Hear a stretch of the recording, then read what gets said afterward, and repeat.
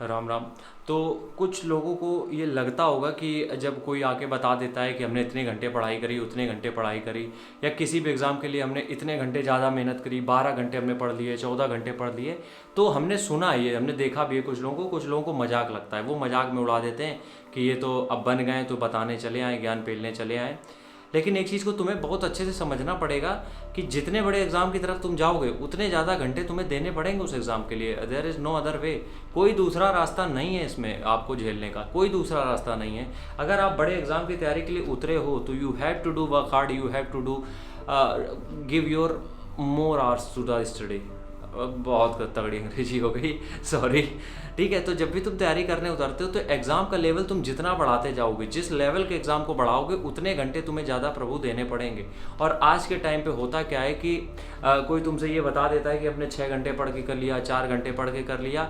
4 घंटे 6 घंटे पढ़ के कांस्टेबल निकल सकता है, यूपीएससी 4-6 घंटे की पढ़ाई से कभी नहीं निकला है। और जो लोग बताते हैं वो सीधी सी बात हम बता रहे हैं, मुंह पे उनके हम बोल रहे हैं, वो एक नंबर के झूठे हैं। बिल्कुल ध्यान समझ लेना। जो लोग भी तुमसे ये कह रहे हैं ना कि 5 घंटे पढ़ के, डेली 6 घंटे पढ़ के, ऑफिस के बाद बस इतने घंटे मिलते थे हमें पढ़ के, हमने यूपीएससी क्रैक कर दिया, वो सब झूठ बोलते हैं। सब झूठ बोल रहे हैं, क्योंकि वो ऑफिस में भी 2-3 घंटा पढ़ ही रहे हैं। तो इस वजह से तुम्हें एक चीज़ ये समझनी पड़ेगी, और इसको तुम जितनी जल्दी समझ सकोगे उतना तुम्हारे लिए बेहतर है। कि जब तुम किसी भी बड़े एग्ज़ाम के लिए जाते हो, खासकर जब तुम बड़े एग्ज़ाम की तरफ चलते चले जाते हो, तो घंटे भी अपने बढ़ाने पड़ते हैं। कांस्टेबल की तैयारी तुम्हारी 4 घंटे में हो सकती है, लेकिन तुम जब यूपीएससी की तरफ जाओगे तो एक दिन ऐसा आएगा तो जब तुम्हें 14 घंटे भी पढ़ने पड़ेंगे।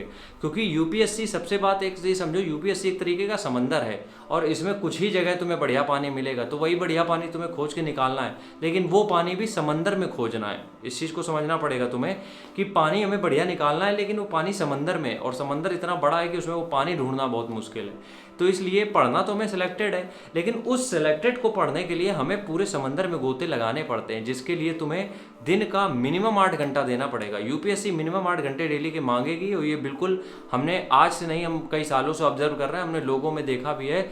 मिनिमम 8 घंटे तो आपको चाहिए जब भी आप यूपीएससी की तैयारी कर रहे हो, क्योंकि आपकी यूपीएससी की जर्नी 4 घंटे पे कंप्लीट नहीं हो सकती है कभी भी।